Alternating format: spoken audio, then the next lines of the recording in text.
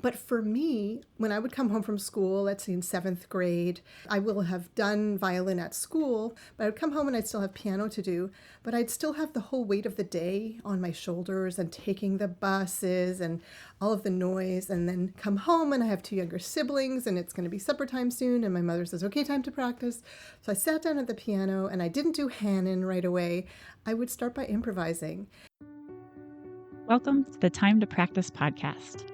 This is a space where we talk about music practice, the ups and downs that young musicians go through related to practice and learning music, and how we as parents, caregivers, and music educators can support the young musicians in our lives, support ourselves, and support each other. My name is Christine Goodner. I'm a music educator, author, and podcaster who has made it my mission to talk about music practice and to support educators and families looking to make home practice more effective and to reduce conflict and frustration in the practice room. I'm glad you're here. This episode is brought to you by my parent-teacher conference resources. I'm really passionate about including these in my studio, and I really want to encourage other teachers to give it a try as well. I recently had someone reach out to me for information on this, so I thought I would share it on the podcast as well. I have a pre-recorded session for teachers available through my website for purchase. And with that purchase, you'll also get emailed some questionnaire forms, sample questions to guide your discussions in these conferences, and also some other resources to get you started. So you can go to suzukitriangle.com/TTP episode 74 to find the blog post about the parent-teacher conference podcast episode that I did, as well as a link to find that recording. I will put a link to that in the show notes for this episode so you can find it easily. You're listening to episode 127. I can't wait to share today's interview with you to cap off season 3 of the podcast. This season, we've had some great interviews and conversations from Edmund Sprunger to Tara Sumter, Sherry Luchetti, Linda Pyatt, our fantastic monthly conversations with Barbie Wong, and a recent conversation with pianist Ji-Yoon Kim. We also had Sarah Hart Unger here talking about planning, and Megan Orton on screen time and practice, and the amazing Elizabeth Morrow, who, for those who don't know, recently passed away. And I feel so honored to have gotten to speak to her and for you all to hear about her remarkable work this past year, and knowing that her work will live on through new research. I loved having all of these conversations and especially loved being able to share them with all of you. Just a preview of what's coming up. Next week is a week off, and then I'll be back to kick off our summer series of short episodes with practice and motivation tips for young musicians. I'd love you to submit your tip for a chance for it to be shared on the podcast with credit, of course, or you can send me a voice memo, or we can set up a time to record a short segment together, whatever is most comfortable for you. I'd especially love to hear from some students this year. What would they tell another kid is helpful to remember when practicing? Or what tips would a teen share with a younger student or their younger selves about practice? I'll put a link in the show notes to where you can submit your tip and share it with the Time to Practice community. All right, let's jump into today's conversation. Well, welcome everyone. I'm excited today to be here with Laura Nerenberg. And Laura, I was hoping you could just take a moment and tell people a bit about who you are and what you do in the world of music. So I am a Suzuki violin teacher. I have been a Suzuki violin teacher since 1997, so we're almost at the 30-year mark. And I am also a professional violinist. I play mostly chamber music here in Ottawa and its sister city, Gatineau. Great. And I always love just diving in because we talk a lot about music practice, even though that's not our main topic together today necessarily. But I wondered, what age were you when you first started learning music or learning an instrument? So I was very young. I was 3.5 when I started violin, and then I was 7 when I started piano. And I started as a Suzuki student in Toronto, actually, even though I'm originally from Montreal. I moved around a lot as a kid. And before we were living in Toronto, we were living in Canada's Arctic. I was an only child at that time in the late 70s. mid 70s. My mom had heard a traditional fiddle player in our village, and I had heard him too. And she really loved traditional fiddle music. And at that time, in the mid to late 70s, she also heard an item on the CBC, the Canadian Broadcasting Corporation, on the radio about the Suzuki method. After that little stay in the Northwest Territories, we were there for a couple of years, I think. Then we moved to Toronto, and I started violin lessons, and so did she. So we both started Suzuki violin lessons, she as an adult and me as a 3.5-year-old. Oh, I love that. I think we have that in common. I started just before 3, and it was the late 70s for me. My dad was a university student getting his doctorate and heard about the Suzuki method and got me involved there. So that's kind of a fun, kind of one of the maybe earlier generations of very young beginners in the United States. Yeah, I think so. Yeah, it's a special experience, I think. Did you, I imagine if you're like me, when we're very young, we might not remember particulars about practice, but what do you remember about practicing, about how you took to it, if you loved it, if you found it challenging? I just think it's really fun for listeners to hear behind the scenes. What was it like for grown musicians when they were young practicing? Right. I mean, it's true I don't have a lot of memories, and my memories are sort of combined with what my parents have said. I took to music very easily, and I loved listening to music. We had a lot of classical music records in our house. We didn't have TV till I was 10 or 11, so I just listened to a lot of classical music in addition to my Suzuki record, which I also had on LP. I remember practicing being very, very difficult. I remember being upset that what I heard in my head didn't come out through the instrument. And I would just be extremely frustrated by that. And it's quite amazing that I persisted. I sometimes think, in a way it may have been a little easier for my mom than later on, because I was an only child for 5.5 years. So those first couple years on violin, I was her only child. And then I was a little bit older while I had a brother and a sister later on. So I was, not that I was fully autonomous, but I had already gotten over that initial hump of starting. But as far as music and as far as learning by ear, the learning by ear part was easy. It was sound quality, intonation, holding the violin up. I distinctly remember being told to lift my violin up countless times by my first teacher. And then soon after I had my first teacher in Toronto, then we moved to Montreal, which is where I'm from, moved back to Montreal. And then my second teacher too.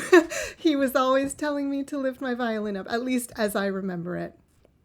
I have pictures of myself, from that time period, and it looks to me like from what I would consider now that my violin was much larger than ideal in my mind as a teacher today. So yeah, that sounds familiar to me too. I just wonder about instrument sizing back then and all those things.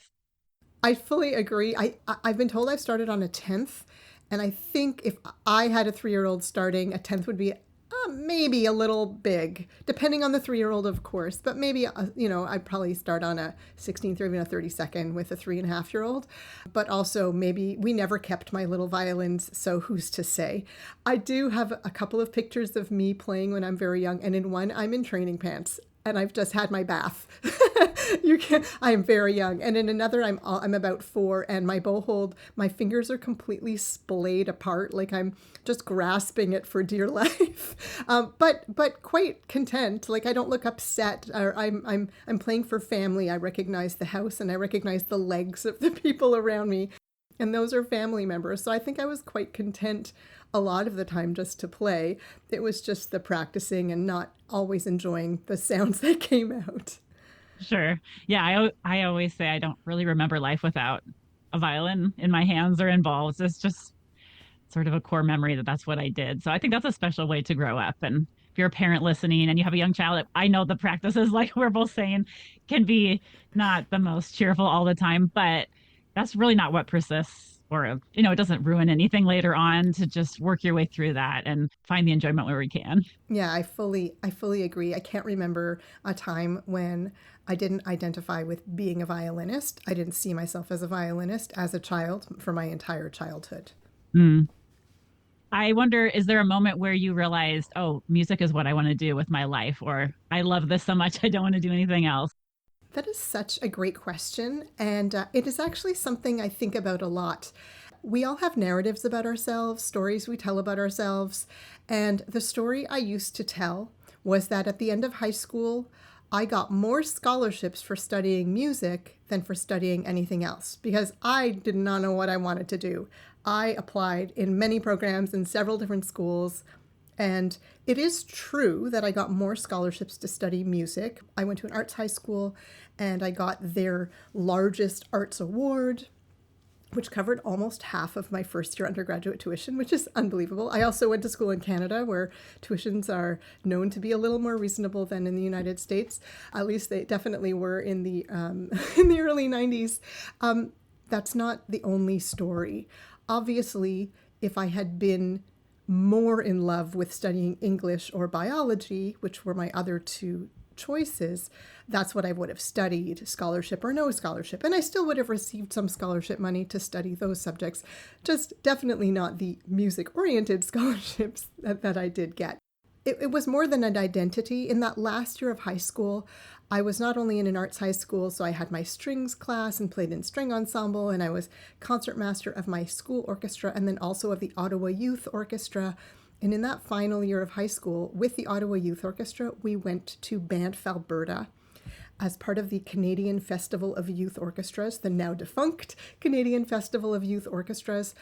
And that experience, being 10 days in the Canadian Rockies, playing every day, orchestra, of course, and coachings and concerts, new music and older music, but also chamber music, and benefiting from the incredible music library of the Banff Centre. It's not somewhere I've been since, but I know how special, what a treasure it is. And I think that experience of just being immersed in music for 10 days, not really doing all my physics homework like I was supposed to do.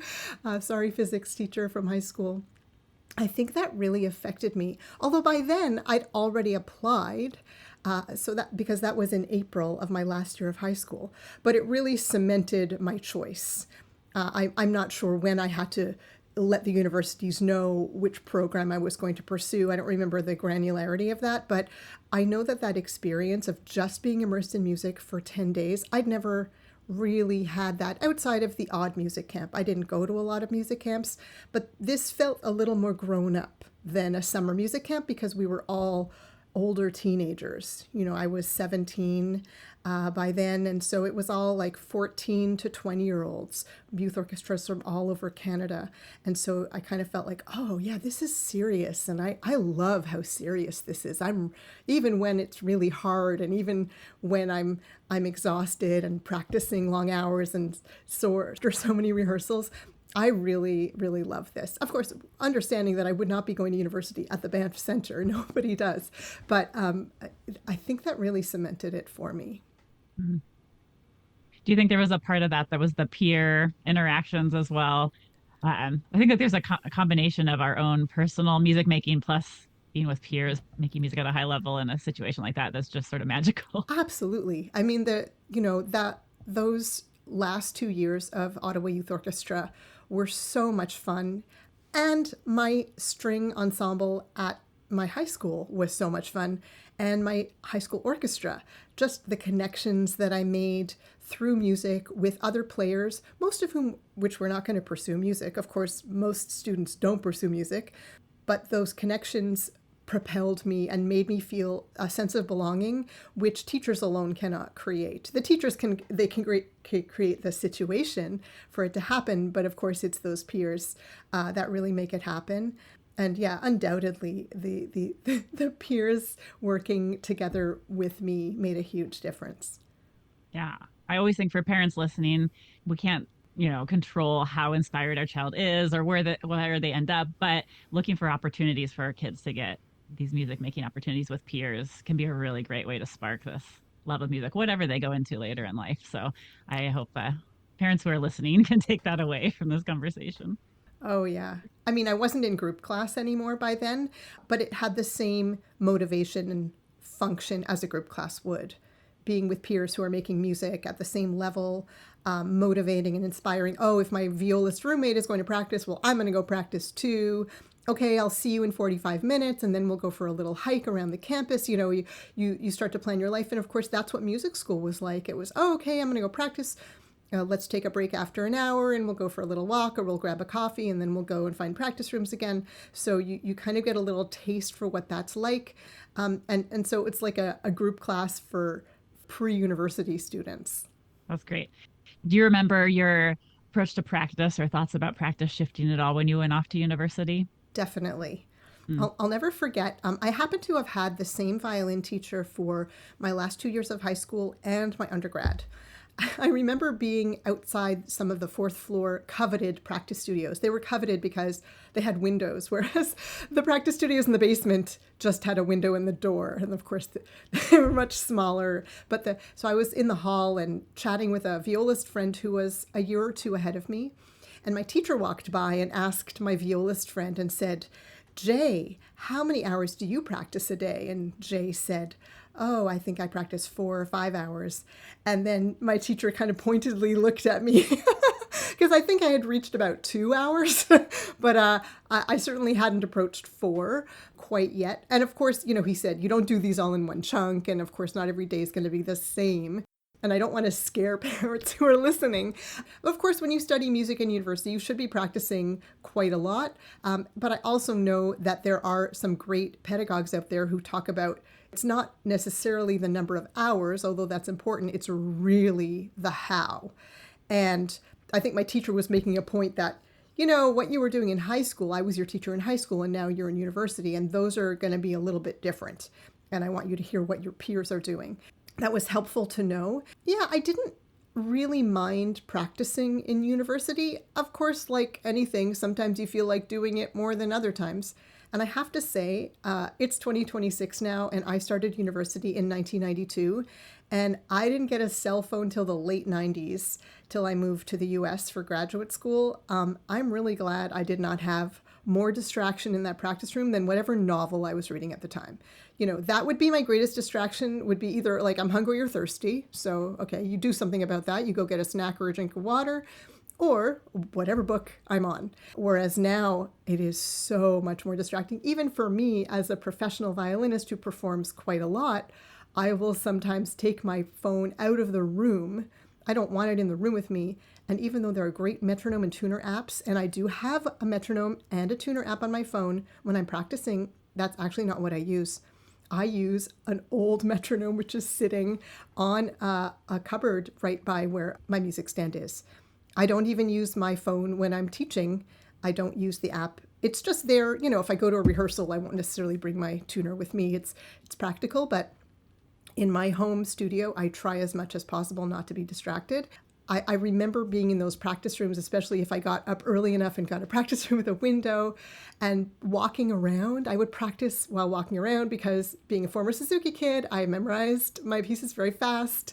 And so I would walk around and practice and look outside and see the students milling about.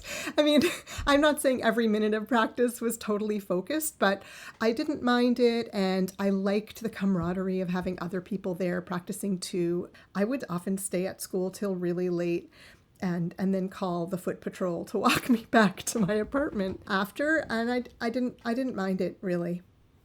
I love that. And I love what you say about the distractions that can come up and how we're up against that more and more these days. So I do like to talk to people about getting like, I call it like an analog metronome and tuner, just like not on your device that's going to pull you away. Because just even seeing that device there will make your brain start to be like, oh, I wonder who's messaged me or texted me or whatever. So yeah. I mean, the only tip I can say is if you have to use a metronome that's on your phone, the app that I have, once you turn it on, it has an interface where you don't have to open your phone. So it will actually just be kind of like a podcast or music that's playing, so you can interact with it on a locked screen. Although the downside of that is sometimes I'll be practicing and then I'll get in my car will turn on, and I think I'll be listening to a podcast and suddenly I hear like quarter equals 72. This is stressful. Oh gosh. So yeah, stick with analog. Yeah. I do think that helps a lot. Well, just pivoting a little bit because we want to talk about improvisation and the importance or the place it can have for a lot of musicians and students, certainly. So, when did you first incorporate improvisation or encounter improvisation? What was your discovery of that? So this is kind of interesting since I have billed myself as a violinist, but I never improvised on the violin till I was well into adulthood. I would say 27 or so, maybe a little bit in my mid-20s for sure. I started improvising first on the piano. Now, my father is an amateur jazz pianist, so I grew up hearing jazz improvisation from birth because we always had a piano in the house, and he would play jazz standards as I fell asleep every night. So I kind of learned the Great American Songbook by ear as well as my Suzuki recordings growing up. But for me, when I would come home from school, let's say in seventh grade, I will have done violin at school. That particular school I went to started in seventh grade and had a practice periods during school, but I would come home and I'd still have piano to do, but I'd still have the whole weight of the day on my shoulders and taking the buses and all of the noise, and then come home and I have two younger siblings and it's going to be supper time soon, and my mother says, okay, time to practice. So I sat down at the piano and I didn't do Hanon right away. I would start by improvising. And my mom was busy making supper and taking care of two much younger children, so she was too busy to really be very involved at that point. Plus, I was 12, so I was well able to do it, and I went to my piano lessons by myself anyway. But I would start by improvising, and although I didn't know what this was called at the time, I actually composed a little chaconne for myself. It was a little D minor chaconne, sort of D minor, D Dorian mix. And I would just play this little bass line in the left hand, and I would improvise in the right. And the left hand would just repeat over and over, and I would improvise in the right, and all kinds of figurations. And I didn't know what a chaconne was. I probably had heard the Bach chaconne for violin at some point, but I didn't know what I was doing. All I knew is that it felt good, and that it was a way for me to transition from the hustle and bustle of the day into being a pianist and a music student. Although I had been a music student during the day because I played violin at school, but into that piano practice. And my piano teacher at that time was very strict, and very exacting. I never told her that I made up my own music, ever. I was to come to lesson with Bach and Haydn and Kabalevsky and my etudes and scales, and that was that. So sometimes if I was improvising for maybe a little too long, I'd hear my mom say over, the sound of running water or a child making some noise, she'd say, hey, shouldn't you play some Hanon now? Or don't you have some scales to play? And then I'd stop my chaconne and I'd play my scales and my exercises, and my practice would proceed as it was supposed to go. Hmm. Yeah, I felt like it was really for you, like a moment where the music was for you. 100%. Although I also loved playing, I loved the music my teachers selected for me. It wasn't an either or proposition. Sure. They were both part of who I was as a musician. Hmm. But it wasn't for sharing. My improvisations, unlike my father's, which were very much for him, but he would also happily play for family. My improvisations were very personal. And I was kind of glad that my mother either selectively ignored me or truly ignored me. Nobody really paid attention to what I was doing, which it was probably a good thing for me. I'm not saying, and we'll talk about this probably later, I'm not saying that's a good thing for everyone all the time, but at that stage and age, to not have my mother's very critical ear, she had been my Suzuki parent, to not have her very critical ear was probably beneficial. Yeah. I do want to just talk about for listeners, if we shift now towards their perspective, why do you think it's so important for students to learn to improvise, have these experiences with improvisation beyond your own experience? But what do you see with students? So there are a few things that I notice. Number one, and at a most basic level, music is an art form. And if we think of the various art forms, the visual arts, theater, music, dance, when we talk about music, we are almost exclusively talking about playing works written by others. I guess you could say it's similar in dance. Dancers, for the most part, perform works created by others. Although, and I say this because my daughter goes to the same arts high school I went to, and she's actually in dance at that school. And choreography is something they do from the very first year. They do group choreographies culminating in 12th grade with a solo choreography. So they are learning to choreograph alongside learning to become good and strong dancers. And some of them end up pursuing dance, some of them end up pursuing choreography. There have been some who have become quite well-known choreographers. And I came from that same high school, and we did do a little bit of improvisation once, which was totally disastrous because the teacher just came in. He decided in March that we were going to improvise. I mean, we were well into the school year. And he was a phenomenal jazz violinist, and he played for us, and he said, "This is what we're going to do today." And he played brilliantly. And then he said, "Now your turn." And everybody looked at the floor, and 0 people played. And we were the strongest string players of the school. And none of us played a single note. And so if I think to my students and the students I've worked with, improvisation gives students the chance to create their own music. Writing down music, composing, is adjacent to improvisation, and that can be fun too. And composition comes from being able to improvise. I think if you're able to improvise, you're able to compose. Some other benefits of improvisation for our students, something that I observe is, of course, I teach violin, and I notice that my students who do practice their improvisation, they gain a knowledge of the fingerboard more quickly than students who don't practice it.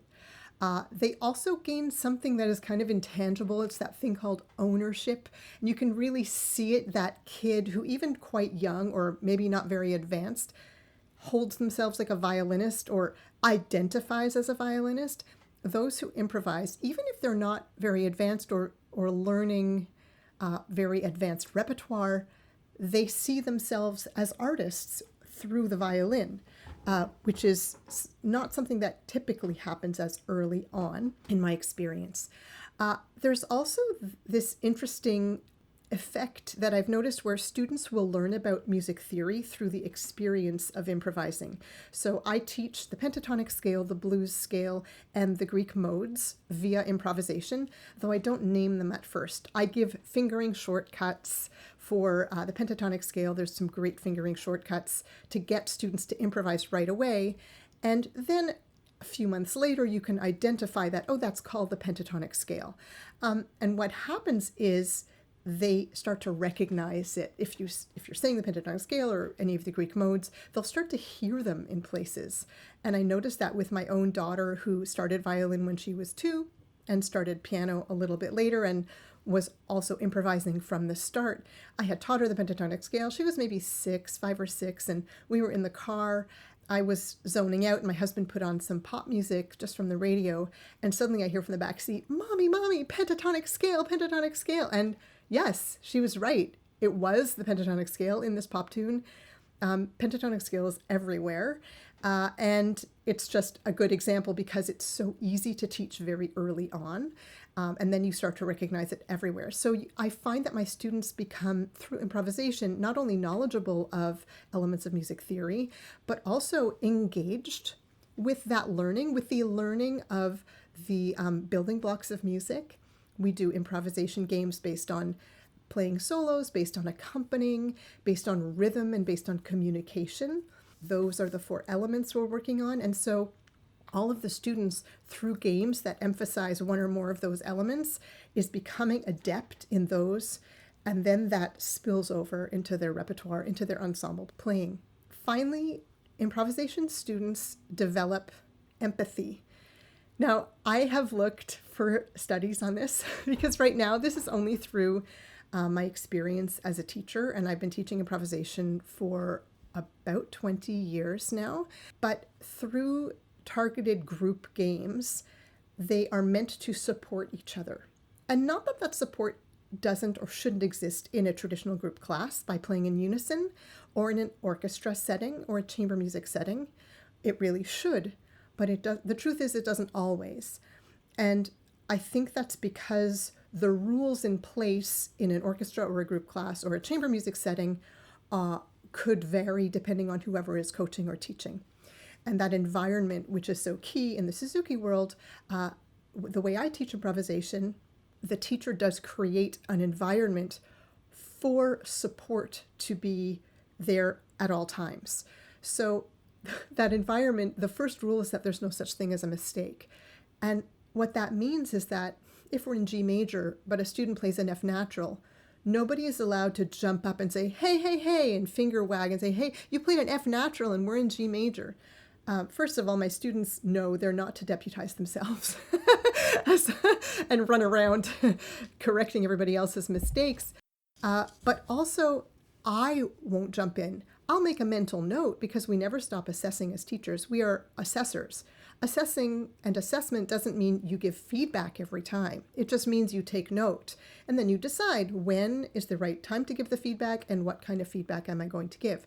I usually give students, or I always give students when improvising, the benefit of the doubt.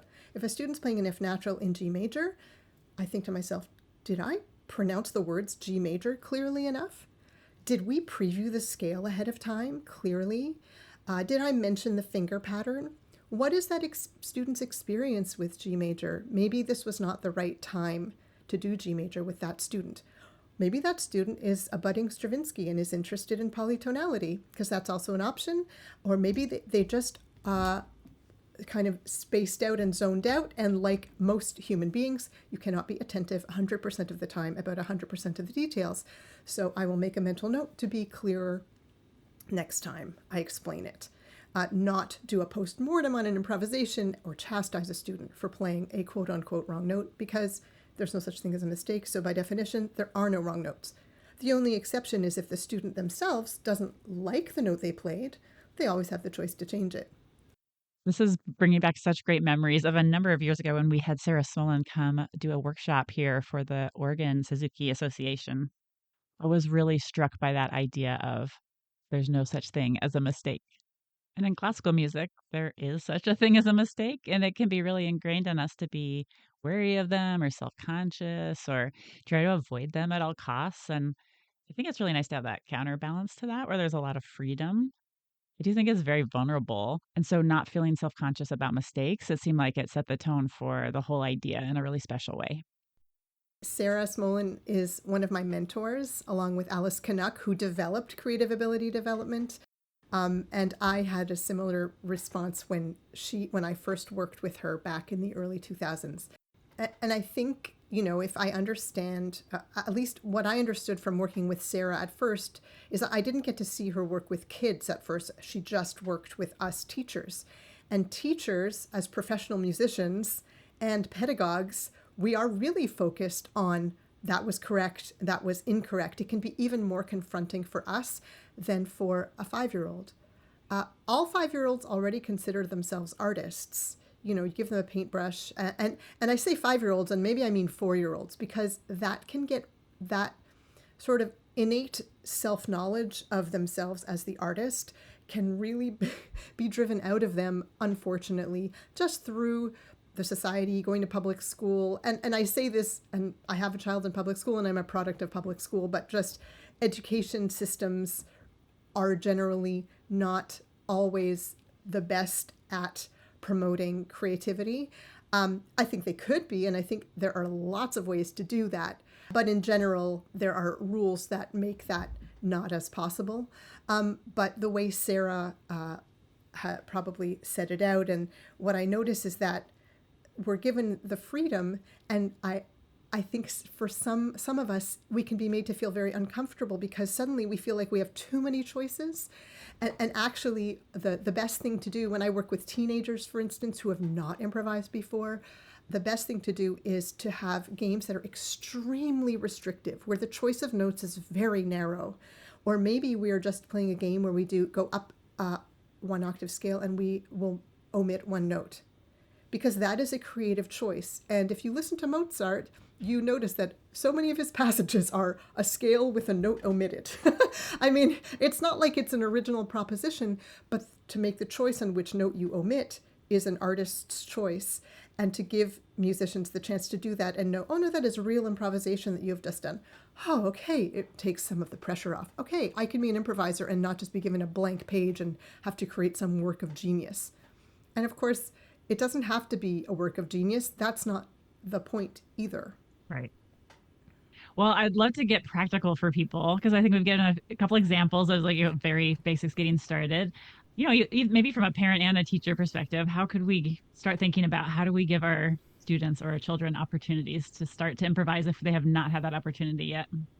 Well, as not only an improvisation teacher, but also someone who works with my fellow music educators, I would encourage my colleagues to get some training. It doesn't have to be from me, but I think we're Suzuki teachers and we believe in lifelong learning, and so it's not a stretch to think that for our fellow music educators that taking a course or two would give some teachers a great many tools to be able to implement this.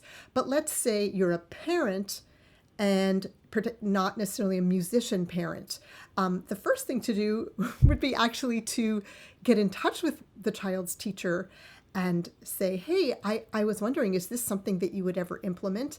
And, I've listened to your podcast enough to know the how much you stress open communication and feeling comfortable discussing things that may be controversial with your child's teacher. I can't think that this would be very controversial, but you never know. And because music teachers, because we can be sensitive about what we are able to do and not able to do, this can be a little delicate.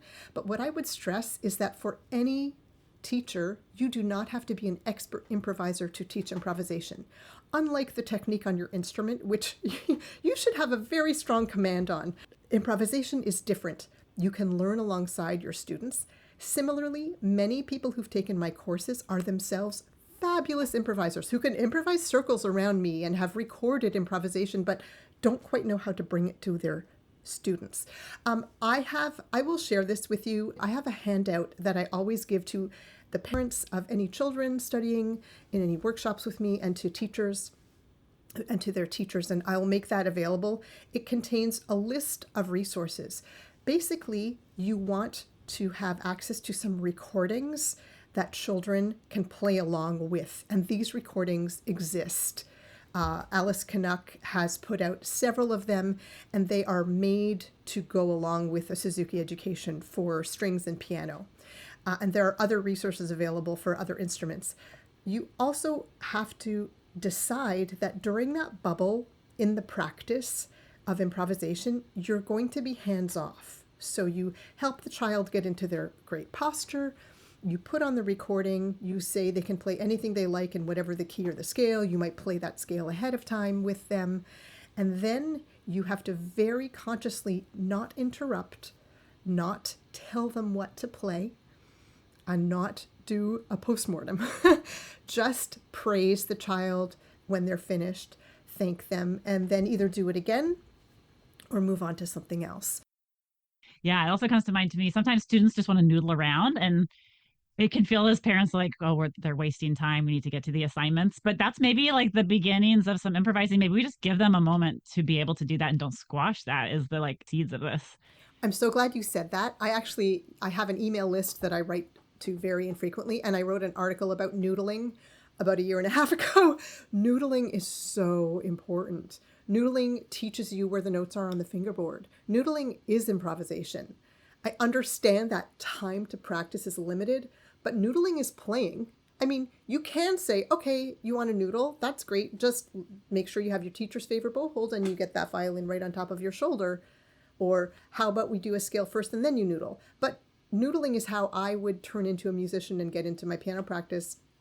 Many years later, my daughter was doing the same. She would start by improvising, especially with the piano. She would make up her own stuff at the piano, and then she would do what her teacher had assigned. So I think it's extremely common. Also, if anyone's ever been backstage before a symphony concert and we're hearing our colleagues practice, they're all noodling.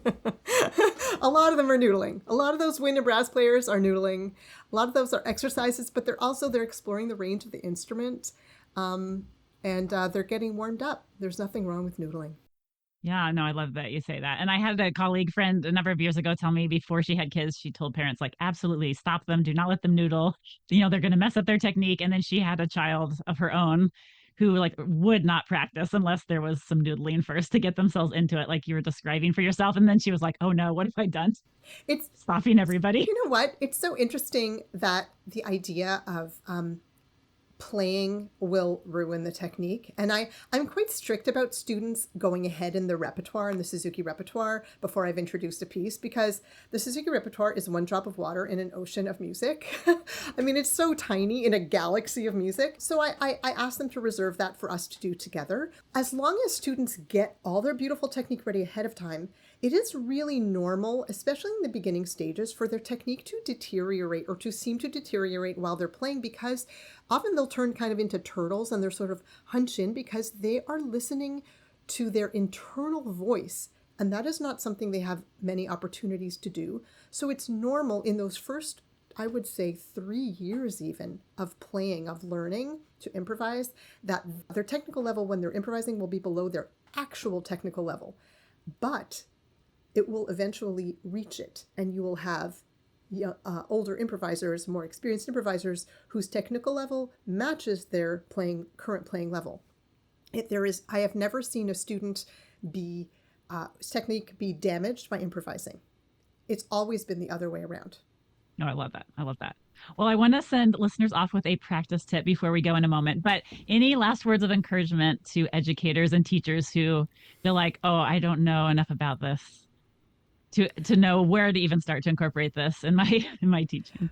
Right. I mean, I would say if you really want to start very simple, that exercise of a 1 octave scale where you omit a note is a fun one. You can do it in a group class. I highly recommend in a group class while doing improvisation that you get in a circle so that everyone can see everyone. And if you can, to have them have chairs. It's not always possible where I teach in group class, but it gives a place for the child to be and to hide a little bit. So that's one game you can play where they just do a 1 octave scale and they decide to leave out a note. Just 1 octave scale ascending, and then you can do it again descending. That would be one of the easiest exercises, easiest games. There are lots of other games like soccer, which is a little harder to do without a more thorough explanation, but soccer is a lot of fun. It's not only a game about communication, but it becomes an underlying structure for much more complex improvisations and solos. But if a teacher feels like, oh, I don't know how to do this, and of course, some of us have are more kind of creative types, in air quotes, but we all have some amount of creativity, and we all have a counterbalancing kind of desire for more of a linear way of structuring our world, and those two do both need to be worked on, so to speak. So as a teacher, you can play along with recordings. We have not even talked about jazz because that's not what we're talking about. When I work with classical musicians, yes, improvisation is a gateway to other genres of music, but we start where our students and where our colleagues are, which is the world of classical music. There are lots of backing tracks in classical music. And one of the best ones I recommend is Cello Drones for Tuning and Improvisation by Marcia Sloan, which is available on YouTube. And many of us perhaps also use these for scales or for tuning, but playing along with a drone, especially as a professional player who already knows all their keys, is a very satisfying way to play. Very low stakes. There's no rhythmic chord changes to keep track of or to keep up with. You can just sort of disappear into that sound of the drone. And so I don't necessarily recommend this for beginner players, but I recommend this for my colleagues to play along with the drone. And then when you're comfortable with that, playing along with some basic chord progressions like Alice Canucks, What's the Answer to My Question? It's also sort of very similar to Pachelbel. And so string players in particular will find the finger patterns will live in their hand already. And they will surprise themselves with what they're able to do. But I wouldn't wait to become some kind of expert improviser before introducing it to students. It's just a slightly different approach if you're already a proficient adult player compared to a child. Well, how do people get in touch with you and find out more about you and the trainings that you offer? Because I imagine some people are going to be very curious about how to get some more information for themselves. I have, when COVID started, I brought a bunch of trainings online. I haven't done a lot of online trainings recently. I'm trying to remember when the last one was that I did. It was either 2023 or 2024. I've been doing some in-person trainings. I went to Whitehorse, Yukon last year and gave some in-person training there, which was very wonderful. And I'm doing an in-person training, a 3-day training here in Ottawa from June 19th to 21st. The information is up at my website at lauranerenberg.com under experiences.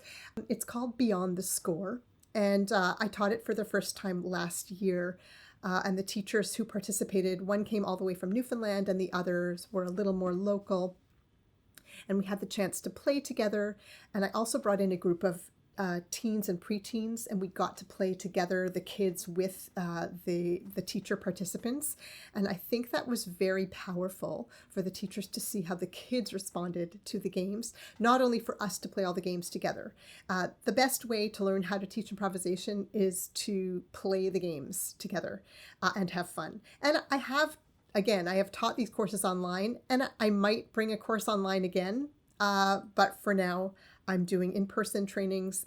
I am a dual citizen of Canada and the US, so I also can teach in the United States. I don't often share that tidbit, but my mother is American, so I can teach all over. If somebody wanted to bring me into work with students, I would also give at least some kind of a workshop for teachers and parents, some kind of a talk to support so that whatever I would have done with the students would be able to be followed through and continued. And teachers can reach out. I'll give you the Google Doc link to my handout, and my email address is at the top of that page. And teachers can reach out at any time if they have any questions. I'm happy to answer them. Oh, that's great. Thank you so much. We'll make sure we share that with everybody who gets to listen. Well, I know we could keep talking, but for today, I think I would love to send listeners off with a tip about practice they could take with them into the coming week. Love to hear what you'd like to share with us today. I think that when a child is playing for you, whether it's a young child or your teenager who wants to share something with you, to listen openly and not necessarily react or wait to react, to use the opportunity of them playing for you to just accept the gift that they're giving you. And of course, we do react. I'm not saying we don't react at all, but whether it's a creative gift or, look, here's my scale or here's my piece, to listen openly without distraction and try to quiet our own inner monologue as we're listening to children. Yeah, well, that's a beautiful piece of advice. And maybe something we have to practice more and more as our lives and modern world are louder and busier from moment to moment. It's sort of a skill we can hone as adults. So love that. Very much. Thank you so much, Laura. Pleasure to speak to you today, and lots of good food for thought and inspiration for everyone, I think. Thanks for being here. Oh, thank you. The pleasure was mine. Before we go today, here are a few of my takeaways from today's conversation. I loved what Laura shared about the power of peers and camaraderie in her own story growing up. I think especially as we get older, that becomes more and more important. And that was key to my own musical experiences and motivation and love for music. And I hear it all the time from professional musicians and students as well. I was also struck by the emphasis on how we often need to work to avoid distraction in our practice sessions. I think more and more in our modern times. So now with smartphones and devices, we need to work at it all the more. So maybe having that analog metronome or tuner that's not on our phone, for example, putting the phone in another room or out of sight or out of reach can really help us to focus in. We likely have to work on this for our own focused work as adults. And so, certainly, our children are going to need conversations and modeling and coaching about having that work for them as well. And then I loved all of Laura's points about the benefits that students get from improvising. I hope that this conversation and episode inspired you to think about incorporating some improvisation or training for improvisation if you are an educator. And I do hope you connect with Laura and her newsletter or website to keep in touch with her work. If I see anything that she's offering in the future, I can share it through my newsletter as well. As Laura said, music is an art form, and this is such a powerful way, I think, to encourage artistry and creativity and ownership in one's music. I know I personally wish I had learned more about how to do this as a student, so I felt more comfortable with it as an adult musician. A huge thank you to Laura for her time today. And thank you, the Time to Practice community, for making season 3 a great one. Anytime I hear from a listener that an episode has made a difference or connected with them, it's really what fuels me to keep going and keep making this passion project of mine. So I'm grateful to each one of you listening. Please do submit a tip for our summer series. Would love to hear from you. In the meantime, keep practicing, keep putting creativity into your music, and take very good care.